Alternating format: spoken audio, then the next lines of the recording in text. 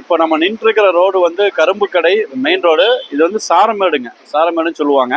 இது ஆக்சுவலாக 60 அடி ரோடுங்க. இந்த அகலம் வந்து 60 அடிங்க இருக்குது. 2.5 கிலோமீட்டர் கரெக்டாக நஞ்சினாபுரமே போகும். ஆனால் இதை ஆக்கிரமிப்பு பண்ணி ஆங்காங்கே வந்து ஆக்கிரமிப்புகள் அதிகமாக இருக்கு. இப்போ என்னன்னு பார்த்தீங்கன்னா, காலையில் வந்து ஸ்கூல் டைம் வந்து நம்ம அங்கேருந்து இங்கே வரணும்னா கிட்டத்தட்ட 20 நிமிஷம் 25 நிமிஷம் ஆயிடுது. ஒரு ஆட்டோ போகிற வழி தான் இருக்குது. அதாவது 60 அடி ரோடுன்னு சொல்கிறாங்க.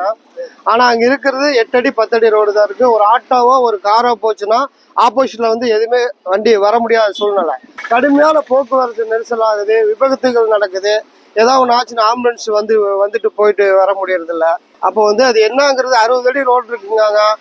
அளக்க வர்றாங்க, ஆக்கிரமிப்பு எடுக்க வர்றாங்க, எல்லாம் அடிக்கடி வர்றதா மார்க் பண்ணிட்டோன்னு சொல்கிறாங்க. ஆனால் இது வரைக்கும் சரியான முறையில் வந்த மாதிரி இல்லை.